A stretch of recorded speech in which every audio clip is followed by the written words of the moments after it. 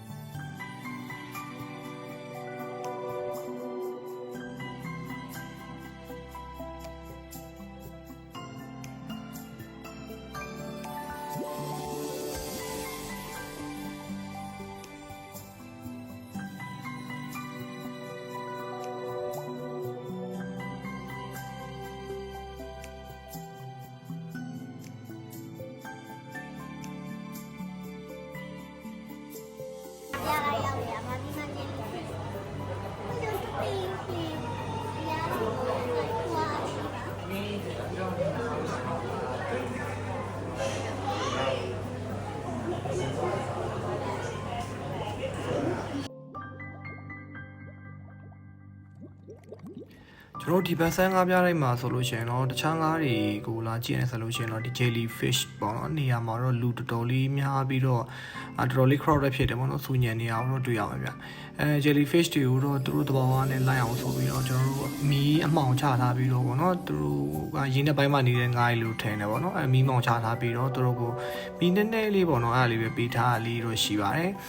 တပွင့်တွေတော်တော်လေးများပါတယ်အနာလီမှာနောက်ပြီးတော့ jellyfish ကိုလည်းအမျိုးအစားပေါ့နော်ဆိုအနည်းလေးတွေ့ရတယ်ပေါ့ကျွန်တော်တို့ကတော့တေချာမသိဘူးဆိုပေမဲ့ jellyfish ကိုအကောင်ပေါက်တေးသေးလေးရနေစပြီးတော့အကောင်ကြီးတွေထိပြီးလို့ရှင်အကောင်အယောင်ဆုံးပေါ့နော်အမျိုးစုံဟိုသူတို့တေချာလေးဖန်ပေါင်းကြောင်တွေမှာထည့်ပြီးတော့ရှိုးပြထားတာလည်းတွေ့ရတယ်ဗျ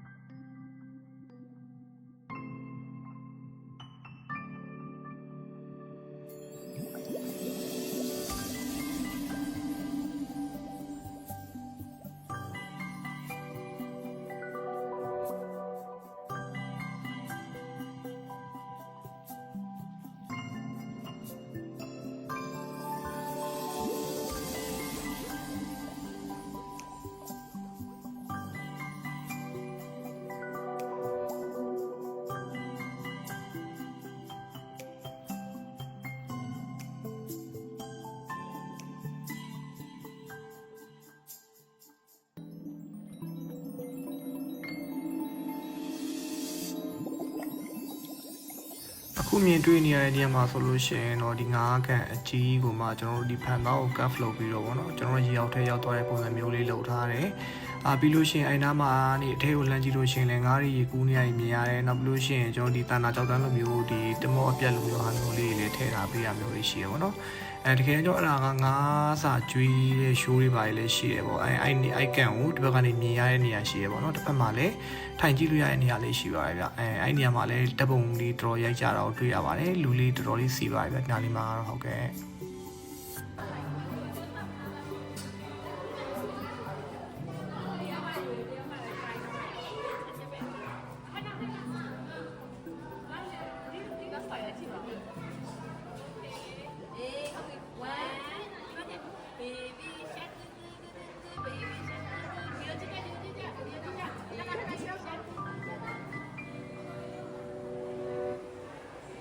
အဲ့ကံမှာဆိုလို့ရှိရင်ကျွန်တော် underwater fish feeding show ဆိုပြီးတော့weekday တွေမှာဆိုလို့ရှိရင်တော့နေ့က2နာရီခွဲမှာတပွဲ show ပြတယ်ပေါ့နော်weekend တွေမှာဆိုလို့ရှိရင်တော့မနေ့10နာရီခွဲမှာတပွဲနေ့က2နာရီခွဲမှာတပွဲပြပါတယ်ဒီမှာခင်ဗျဒီလိုနေရာမှာကျွန်တော် territory လိုမျိုးထိုင်ကြည့်ရတာပေါ့နော်အရှိမသူမှန်အထူကြီးဥမာ screen ကြည့်ရလို့မျိုးကြည့်ရတာပါအဲ့ဒီမှာငါအကြီးကိုဒီငါပြတိုင်းမှာရှိတဲ့ဝန်ထမ်းတွေကနေပြီးတော့ရင်ငုပ်ဝတ်စုံတွေဝတ်ပြီးတော့အစာကျွေးတဲ့ပုံစံမျိုးဖြစ်သွားတယ်ဗျ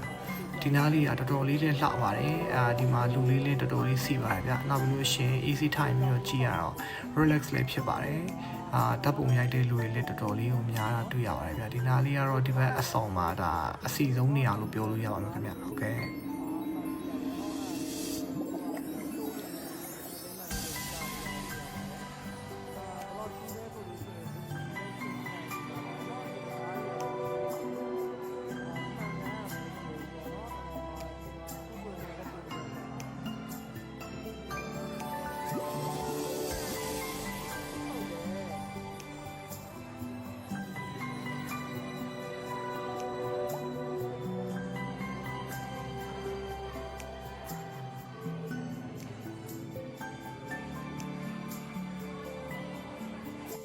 အဲ့အဆောင်ထွက်လာတဲ့နောက်မှာတော့ဒီဘက်မှာ Institute of Marine Science ဆိုတဲ့အဆောင်အသစ်တစ်ခုရှိပါတယ်။အဲ့ဘက်မှာလည်းကျွန်တော်တို့တခြားသောယဉ်ကျေးသတ္တဝါတွေနဲ့သူတို့ရဲ့ lifestyle လေးကိုပြထားမျိုးတွေရှိပါတယ်ဗျ။ကျွန်တော်အဲ့ဘက်မှာလည်းဝင်ပြီးတော့ကြည့်ပြခဲ့ပါတယ်။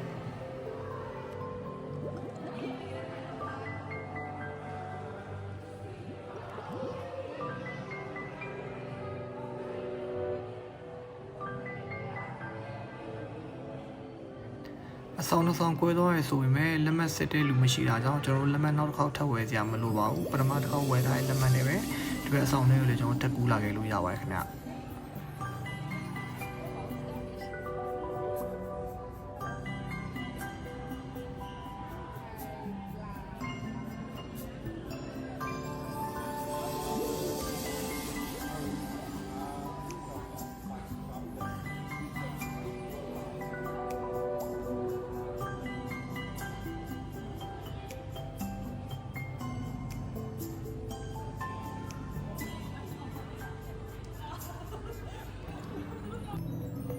ဒီဘက်အဆောင်မှာဆိုလို့ရှိရင်တော့အိမ်မှာကျင်းငါးတွေနောက်ပြီးလို့ရှိရင်ကျွန်တော်တို့ဒီမှာစားလာမသိဘူးပေါ့နော်ပင်လယ်မျော်တွေ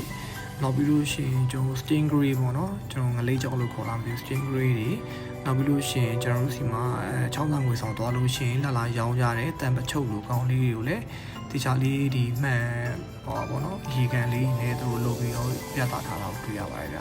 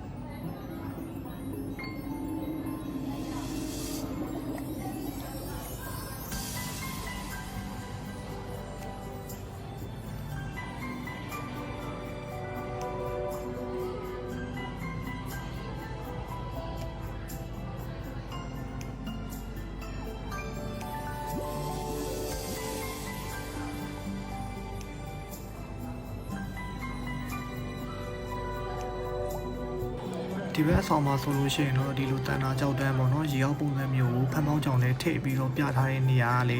ဒါတော်တော်လေးဟိုလှတယ်လို့ပြောရမှာပဲခင်ဗျဒီမှာလည်းတမွေတဲ့လူတွေရှိကြပါတယ်ဒီအောက်မှာဆိုလို့ရှိရင်ထည့်ထားတဲ့ငါးအမျိုးအစားလေးတွေကိုသူတို့ option လေးတွေရေးပြီးတော့ကျွန်တော်တို့ပြထားတာကိုတွေ့ရပါတယ်ဗျ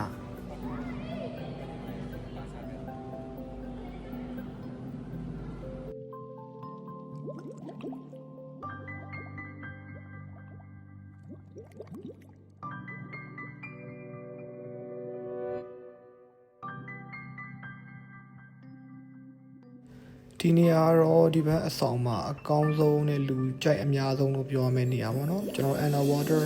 tunnel တခုရှိပါတယ်အပေါ်တက်ကနေပြီးတော့အောက်တက်ကိုရေထဲကိုဖြတ်ပြီးတော့သွားရတဲ့ပုံစံမျိုးပေါ့နော်ဒီနေရာကကျွန်တော်တို့ဒီဂျီနီတော်ရာတွေကိုကျွန်တော်တို့အပေါ်ပတ်လေးပေါ့နော်360မြင်ရတဲ့ပုံစံမျိုးလေးဖြစ်ပါတယ်ဗျတော်တော်လေးလှပြီးတော့တော်တော်လေးလူကြိုက်များတဲ့နေရာလေးဖြစ်ပါတယ်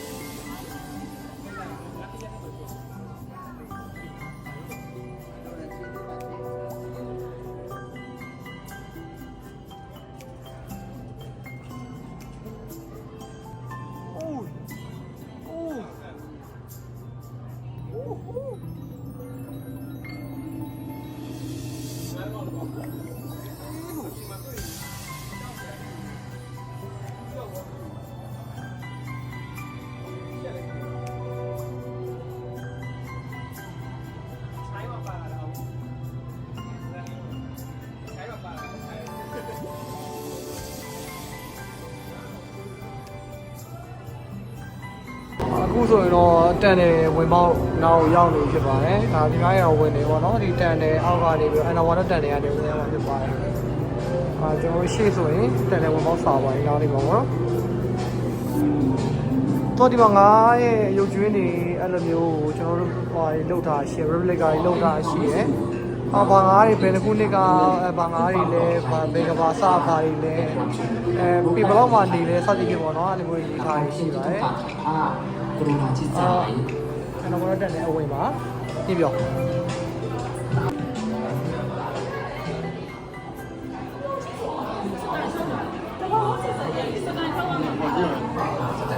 sorry ပါဒီကတော့အရင်များတယ်ပေါ့နော်အခုနအထက်ကနေအပြိုပြန်မြန်းပုံစံဖြစ်ပါတယ်တဲ့အပြိုပြန်မြန်းပုံစံဖြစ်ပါတယ်ရှိပါတယ်တပွဲတဲ့လူရောများပါတယ်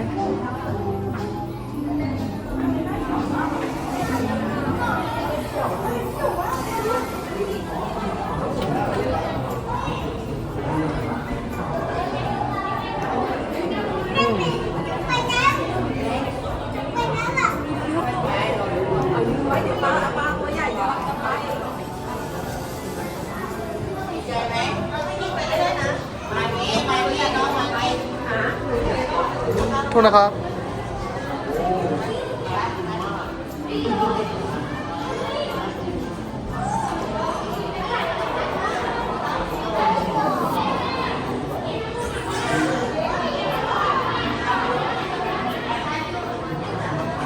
ก็ကျွန်တော် operating ဖြစ်ပါတယ်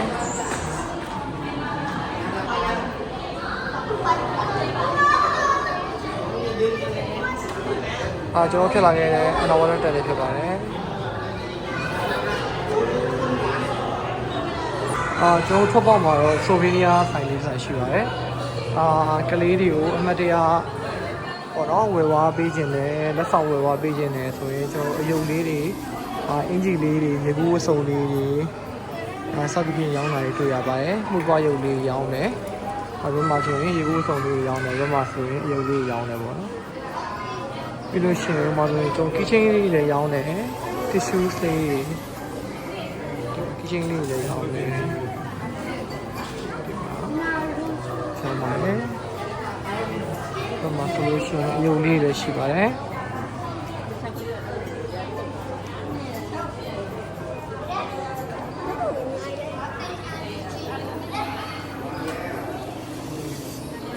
ပြီးရင်တော့ဒီမှာထွက်ပေါက်ပြပါတယ်။ရဲထွက်တော့ကျွန်တော်တို့ပြပါပြီ။ဆိုရင်တော့ကျွန်တော်အတက်လန်းရဲ့ဘေးမှာကျွန်တော်အစင်းလုံးရှိပါတယ်။ကျွန်တော်ဒီဘက်ကနေပြီးတော့